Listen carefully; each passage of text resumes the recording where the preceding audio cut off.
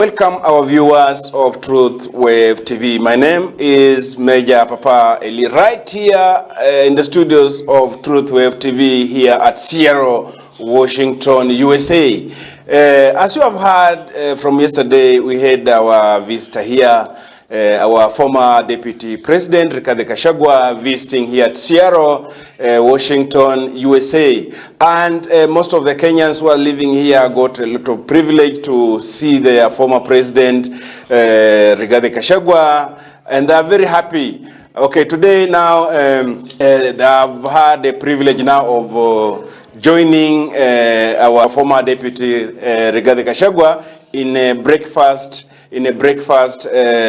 show that one of our reporter by the name Archbishop John Muthaka is there. So I want us to listen to our reporter Archbishop John Muthaka and get more on what's happening on the ground there at Seattle, Washington, USA. I don't know whether our reporter John Muthaka is getting me loud and clear. John Muthaka, are you getting him loud and clear? You can proceed. Yeah, thank you very much from our studio. Papa, we need to report today that we are doing very well in Washington State.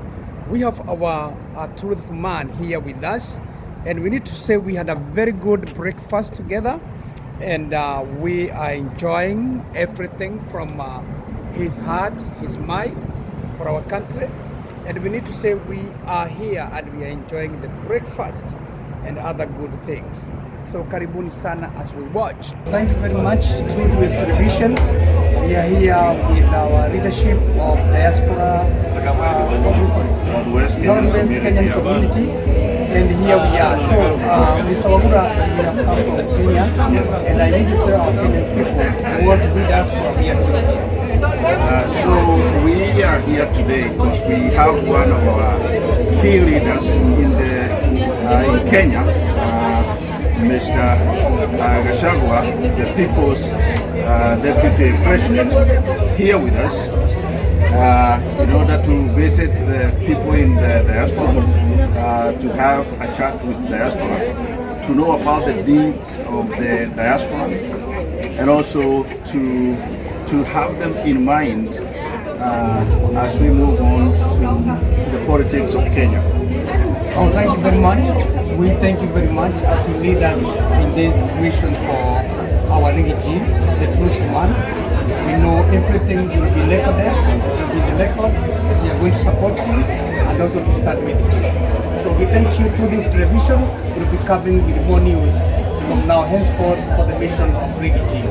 Thank you as you continue watching us. Asante. Yaendelee mapambano, tujitafute, tutatoboa. Hakuna lozalo nacho, tukitafuta tutapata.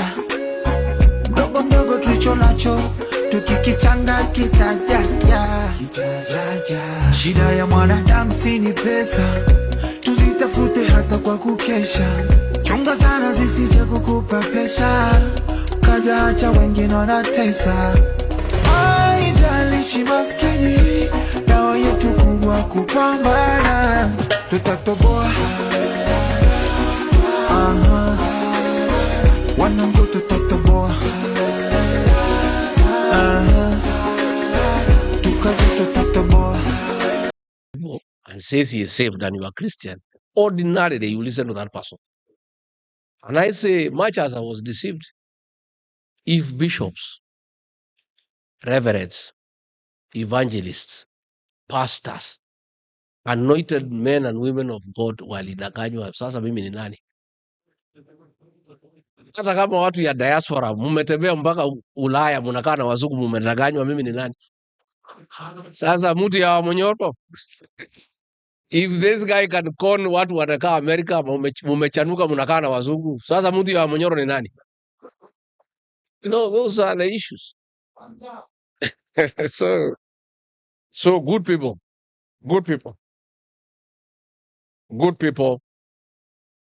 have come for us to rebuild trust. I want us to chart a new friendship based on honesty, integrity, and truth. Tukubaliane tu. What we can do, we say we can do. What we cannot do, we say we cannot. What we can try, we say we shall try, isn't it? Yeah, that is true. You know, like I was there when you were promised that the deputy ambassadors in our embassies and high commissions will be from the diaspora. I was there when that commitment was given. It was not honored. I tried to fight hard for the consulate in Los Angeles to go to one of you. It was not possible. I tried to fight for the deputy ambassador in Washington, D.C. to be one of you. It was not possible. I managed in London. We got a bishop there, who was in diaspora, to be the deputy high commissioner in London. That is a promise any genuine leader can keep because it has no cost implication. Absolutely none. About 5, 6, 7 consulates, it may be difficult because they require financial outlay. But placing diaspora people as a deputy head of mission in our embassies across Kenya is a commitment any honest leader can keep because it costs you nothing. And it's also good for the country because you are saying this is somebody who has lived in the US for 10, 15 years. If that person is at the embassy, that person appreciates what Kenyans are going through in the US. That person understands how the Americans wants to interact with Kenya. That person knows how we can get more business opportunities. That person understands how we can create more trade relationships with our host country because that person has been part and parcel of that country. Yeah. So I want to say those are things we are going to discuss. And I want to promise that all the things we agree that have no financial constraints, that just require goodwill and being truthful, will be done. I am aware of the need for more consular services across the United States. And that again is something any reasonable leader should be able to grant. We don't have to have physical consulates, but you can have a mobile service so that Kenyans can get consular services across their IDs, their birth certificates, their marriage certificates, this and that and the other. And where there are challenges, like you said, you are sorting out yesterday with the legal authorities, there are people who can help. I think in my stay here, we are going to engage and agree what we're going to do, how we're going to do it going forward. I want to say that we have many things we shall discuss and implement. But as I've told you, you are the dairy cow of the Kenyan economy. I have every intention to keep that cow happy. Even if it's getting country music to sing to it, it's going to happen. Because we need money to grow our economy. And the money is with you guys. We must get this money. But we're not going to get it by being liars, by mistreating people. It's by having a truthful engagement to see how these remittances can come and boost our local economy back at home. We had agreed on a housing fund. Initially, the president had convinced me that it was a good thing, and we thought we could have a diaspora bond. We build the houses together. Only for me later to learn that it wasn't as intended.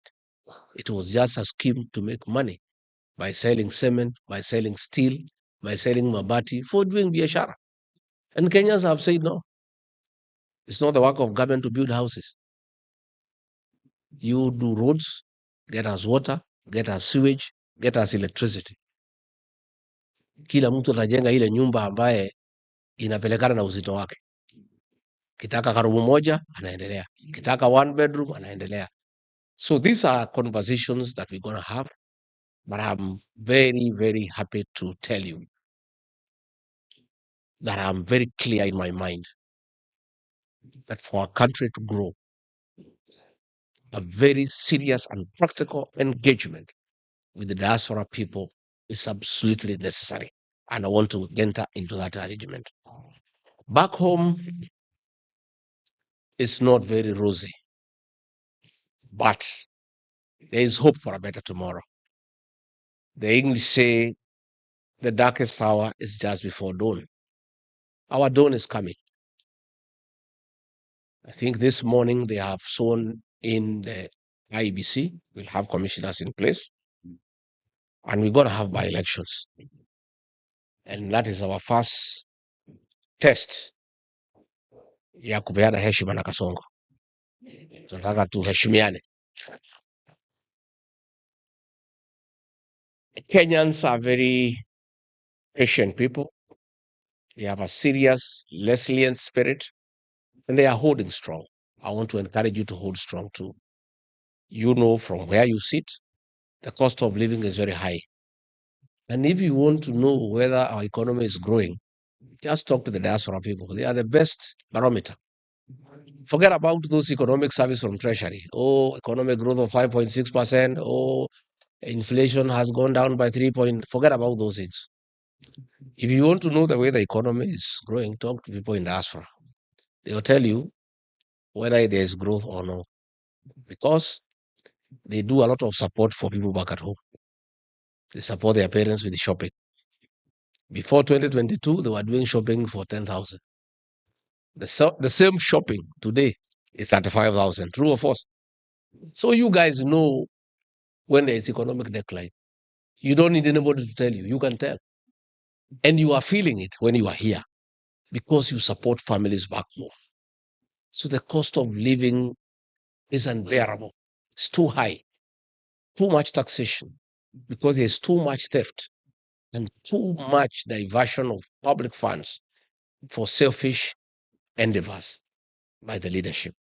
So these are things we're gonna do together. The president, it started with the minister for the minister for interior security. He gave orders, a character called Mukomen, that police should shoot people and kill them. As we speak, a barrio has just ended in Muranga of a young fellow called Boniface Monkey. He was selling masks in the streets of Nairobi. You saw that video. He was shot at point blank range. That police officer who shot him yesterday was charged with the murder. Mukomen is nowhere to help that officer. 3 days before, Kasongo himself said, no, don't kill them. Shoot in there. But if you are shot in the leg, you will die because of bleeding. He was simply saying the same thing, but in a simplified function. Because anybody who is shot is likely to die.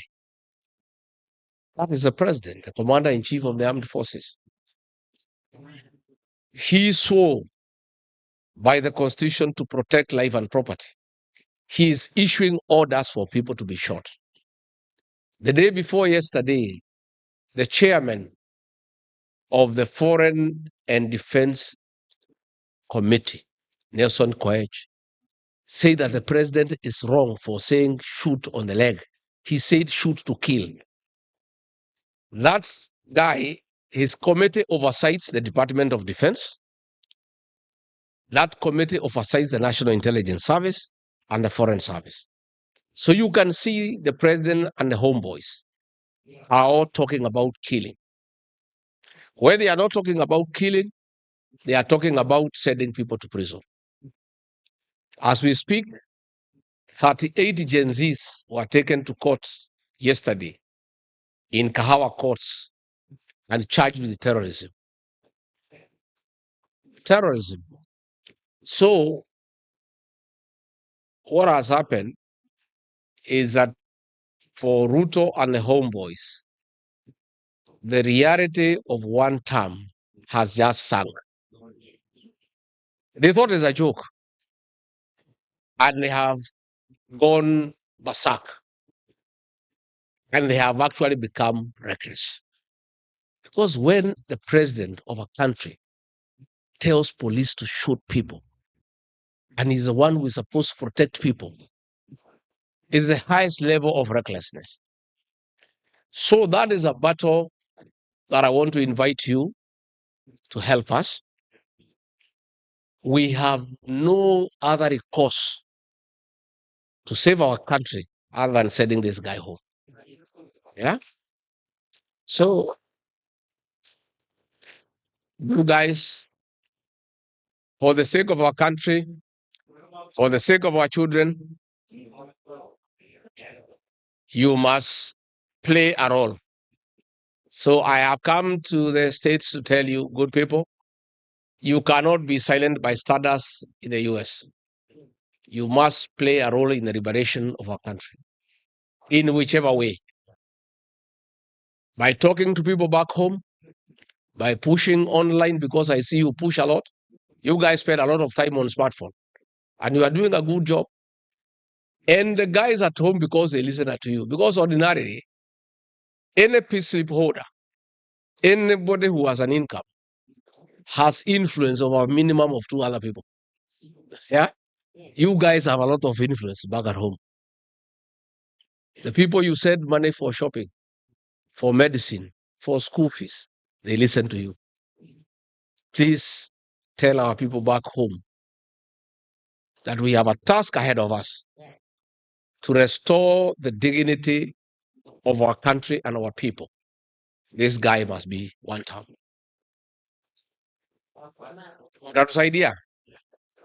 Tutasaidiana. Again, we need to move around the country where you can help within your means and you have some resources, you can help, you are welcome, so that we keep it going.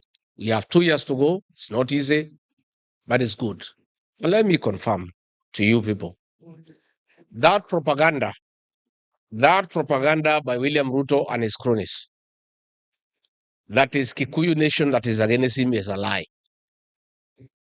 It's a big lie. I have been to the coast. It's one time. I have been to Kisii. It's one time. I have been to Masai Land. I have been to Western. I stay in Nairobi.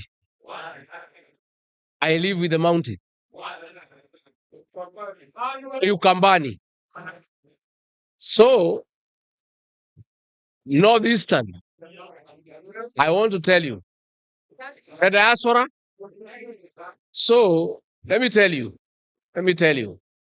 it's a narrative he was trying to create, and I want to thank the people of Kenya, because there was a hashtag that night across the country saying, no, if there's a Kikuyu who is against you, then I am. It's a national thing. And it's across the country because everybody, irrespective of where they come from, is feeling the cost of living. All Kenyans, irrespective of the communities they come from, are against killing young children. All Kenyans are against burning property belonging to Kenyans.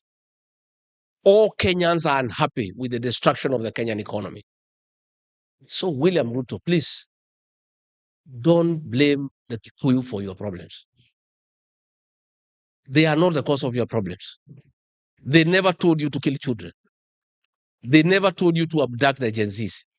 They never told you to destroy the Kenyan economy. They never told you to overtax people. They never told you to be arrogant when speaking to them. You have caused your problems yourself. And I told him before I left, he was speaking with a lot of anger. Nikamuuliza hii hasira yote ni ya nini? Kenyans are more angry than you are. They are just quiet because when you are angry, because you are angry, you can kill children. You can arrest others and take them to court. You can slap them with high taxes. You can frame others with cases. Kenyans do not have the capacity to do any of those. Kenyans are angry, they are just quiet. But they'll express their anger on the ballot 2027. And that is the day you will appreciate how angry Kenyans are. because you don't seem to know how angry they are. But they are just quiet because there's nothing else they can do. They just stay with anger. At the right time, they'll express their anger. So I want to say that great people, don't worry, stay strong. Continue praying for your country and for the people back home. And most important, as you stay here, love one another.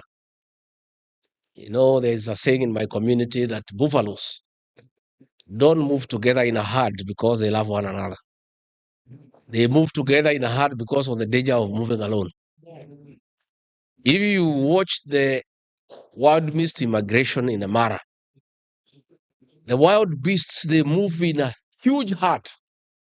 And when the lions attack them, they are able to attack them back. Along the way, one of the wild beasts gets hurt and slows down. And the other wild beasts are not able to wait for it. And it's left behind alone. And within a few minutes, it is grabbed by the lions and eaten. Never walk alone. There is strength. There is every benefit and safety of working together. And more so when you're in a foreign country. You know, please, my people, stay together, love one another, be your brother's keeper. When one of you has a problem, come together and sort it together. Never walk alone. Never move alone. I want to give you that message of togetherness, of loving one another as Kenyans, always moving in the same direction and always minding the business of the other person. As I wind up, so that I can answer one or two questions, I want to assure you that we as leaders in the United Opposition are clear in our mind that we cannot allow ourselves to be divided because Kasongo will slip through and Kenya will be finished.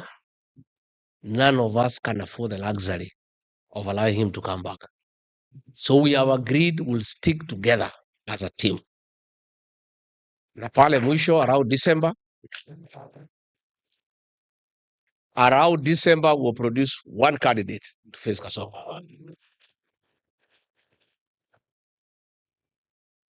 And I have said, if we pick Kalonzo Musyoka, we'll support him to the end. Yeah. If we pick Fred Matiang'i, we'll support him to the end. If we pick Eugene Wamalwa, then. If we pick our sister Martha Karua, and if by God's grace they pick Mandrik G, nitakibisa hii mtu kama baiskeli ya kuibiwa. Yeah? So, but all of us are selfless. I want to assure you we shall stick together to the end. Number two, you have heard William Ruto ranting that people want to overthrow him. There's nothing like that. Nobody wants to overthrow him. It's a lie. He wants to use that as an excuse to suppress people, to arrest leaders and jail people. Nobody is interested in removing him from office through unconstitutional means. He came through the ballot. He will leave through the ballot. And we have said nobody wants to remove him. In fact, if anybody removed him, Kenyans will be very disappointed because they want an opportunity to humiliate him. They want to relish that moment of sending him home through the ballot. So let him not cry foul, crying wolf everywhere. Oh, watu wanataka kupindua serikali. There is nothing. People are waiting for the elections. The elections will be sorted out through the ballot. And I can tell you, even if they are together with Raila in the ballot, we'll beat him 7+1. Yeah? I've seen Raila castigating at the police, at the shoot to kill order. How can he? William Ruto is his partner. Why is he addressing him through the press? They are brothers.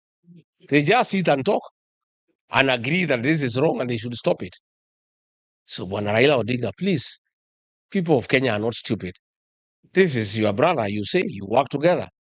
Go to his office, mkunywa chai mwambie wachana na hiyo maneno. Sasa unatuambia tufanye nini sisi? Why is he telling us? You know, so I can tell you,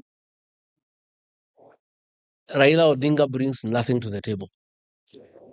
The Kambas who are behind him, they have left. The Kisis who are behind him, they have left. The Luyas have left. The Masais have left. The Luo nation is divided in the middle. Even if they are together, we'll beat them 70+1. Okay? If Raila decides to run, Ruto will be number 4 in the election. So there's no problem. Either way, we are okay. Yeah? It's one term. So don't be worried at all. The people of Kenya have made decisions.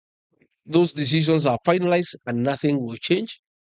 And we have said, even if you kill people, even if you jail them, 70% of Kenyans don't want you back.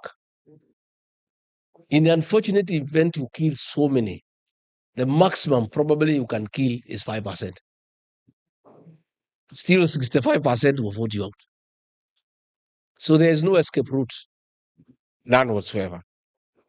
I want to thank all of you who have joined our party, the DCP, the Democracy for Citizens Party. This is a party, today as we speak, is the most popular party in the country. It's a new kid on the block. And we want to ask you to support the various chapters here. And we shall have free and fair nominations. I have seen many candidates here. You are welcome. But you have to come to the ground. You cannot get the seat when you are here. Yeah, so mkuje nyumbani. Msukume ground kutoka nyumbani. Hamjachelewa sana, but this is the time. At least by December, make sure you are home. So that Usukume will have free and fair nominations within the party. And we are saying, let the people decide. Yeah? And things should be okay.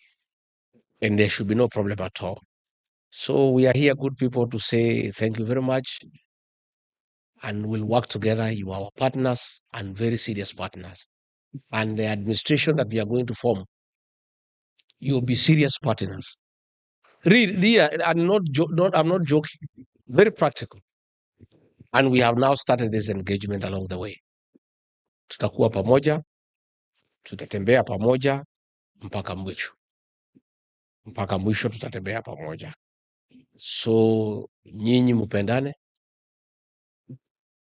Watu, I have told my brother here from Mukambani, my cousin, Kalonzo will go with us all the way. Ako sawa. Ako sawa. The guys from Kisii, Matiang'i will go with us all the way. The guy from Lembe Nation, Natembea, Wamalo, and Cleo Malala will go together all the way. And no other people. And then, on top of that, we have all the payslip holders are with us. There are about 3.5 million in Kenya. And every payslip holders has a minimum influence of 2 more. So that is already 10.5 million. Wako tayari tu wanauliza siku ni gani. Juu ya hayo tuko na Gen Z. Na hao watoto wataka kujua. They are lethal, those young boys and girls. This thing is done. It's only that it is too far away. That is the only kitu inafanya tukae na wasiwasi kidogo. But it's good and it is done and it will be done and done properly. So we'll continue. The people from California, from everywhere else, you guys want to visit everywhere leo. Sasa, nikija next time kwani nitaenda wapi? Twende pole pole. I visit 5 states, I come another time, another 5, like that, pole pole. Hapa mtaki niendelee kukuja. Yeah, so, and by the way, I am also taking time to rest kidogo and wind as we engage. And already since we came yesterday, I feel very good. I feel very rested. and we'll walk this journey together. Corruption government. And that, I'm telling you from insider, the way now really can speak to you as an insider. He delivers truth from knowledge. Like I remember about a year ago or 2 years ago, Chief Justice Emeritus Mutunga and several others made a statement when Boniface Mwangi was abducted. And from information we say there is a killer squad of assaulted security agencies, and we explained. Bikiji has explained it better than us. He's even given us the figures.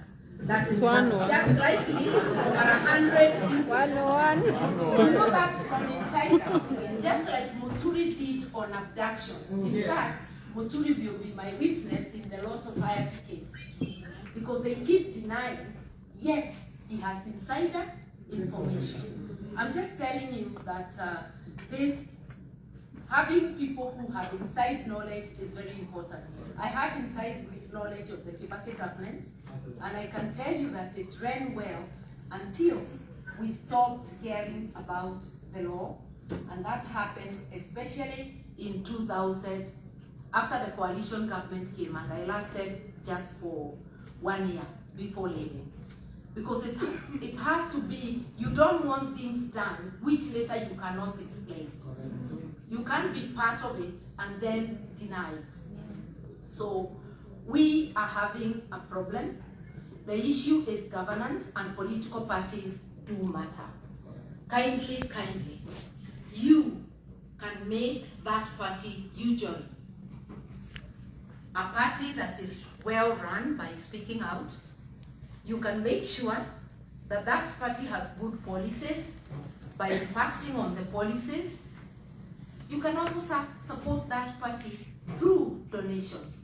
And when many people support, you do not have to spoil your budget. You just give the little money you could have. You forgo your coffee for a day, and you give that small donation. Help us get Kenyans to know that parties should be given, not giving out. True. We've got to get away from that handout culture. Help us through word of mouth for people to know. And those who do not have money, you still can give. Give your time. It is money. Volunteer in cash and in kind, and through word of mouth. So I want to say that there's a lot you can do. There's a lot you're doing. We still expect so much of you. We are going to build Kenya together, and please link political parties with governance.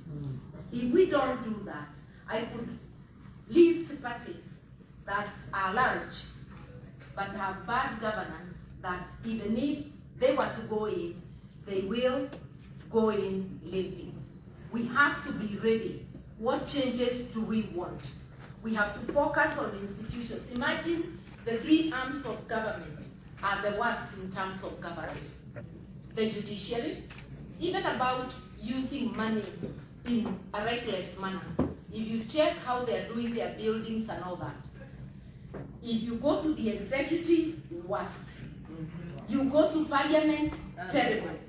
Yes. Those who want to be members of parliament, those who want to join politics and be leaders, let it be a calling to serve. These days, parliament is a glamour job. It has 6 figures, not like the 5,000 I got as salary in 1993. Together with Marupurupu, ilikuwa 19,000. My politics was being supported by my legal office, by my practice. Today it's a glamour job. People are coming for the money, but abandoning the job. When they get there, they become tenderpreneurs. From parliament, they become national tenderpreneurs. Instead of going to parliament, there's no quorum on anything. They are going to check on their tenders. The MCAs are doing so at the county level. The MPs are busy nibbling at CDN. You see? And the senators are just celebrating. So now, they have no money.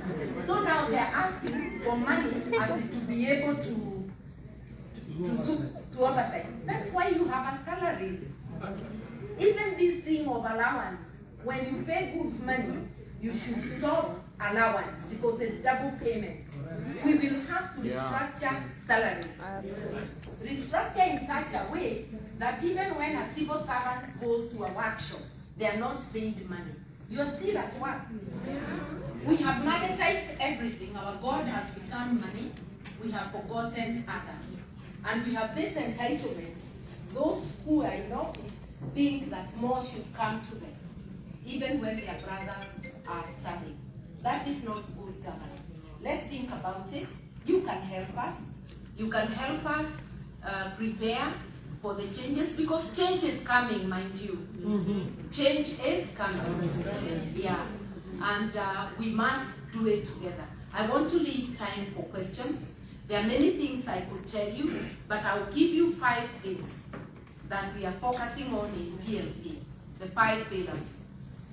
One of them is rule of law. Because if we do not have rule of law, if we do not kill impunity by real-time enforcement, by ensuring the law applies to everyone across the board, then all that we'll be doing will go to waste. Our wish for better governance will be zero. It will be useless. Number 2, it is the economy. On that foundation of the rule of law, an economy that works for everyone. Taxation should never be a punishment. It's a contribution for the services you get. And one of the principles of taxation is to tax people what they can afford. You cannot tax people until working people can no longer feed their children, can no longer take their children to school, are having their houses repossessed and their cars. That is not taxation, that's extraction. And the last time we had extractive regimes that were unapologetic was the colonial era. We do not want an extractive regime. We want taxes people can afford. Abolishing the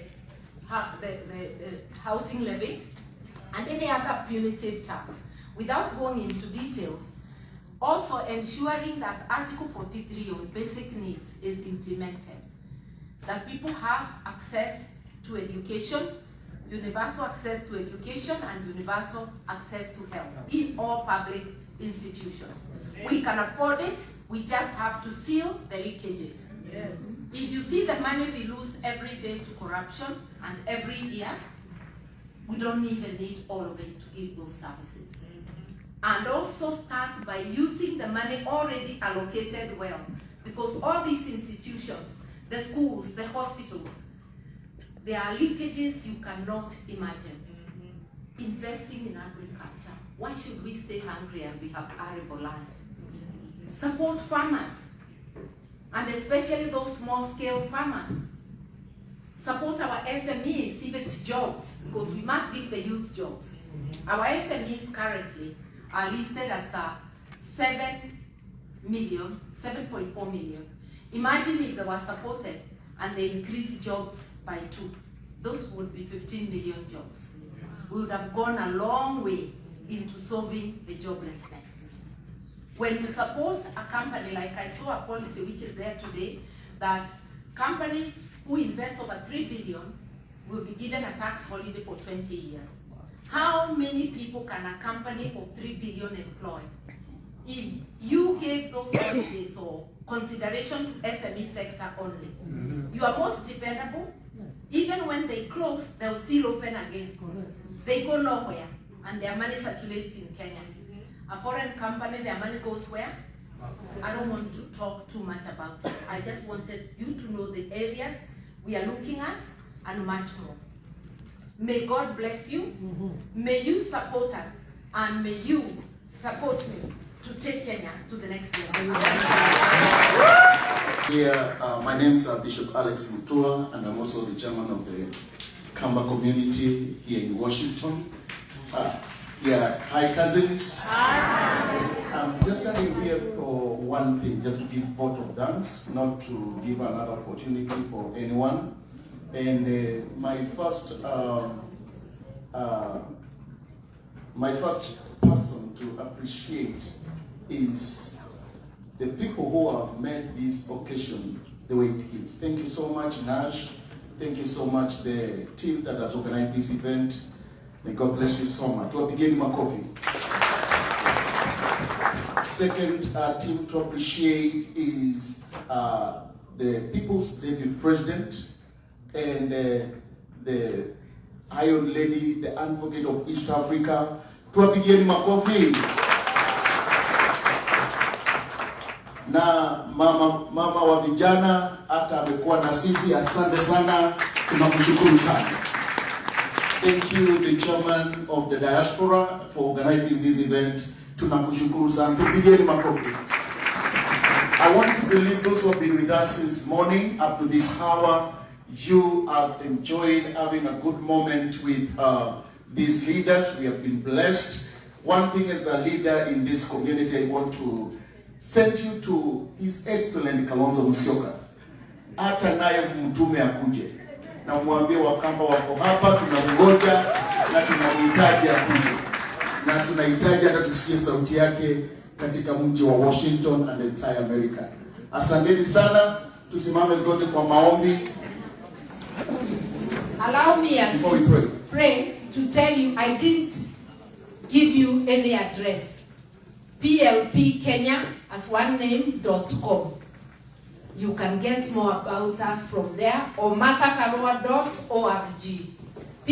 PLPKenya.com or marthakarua.org. Thank you.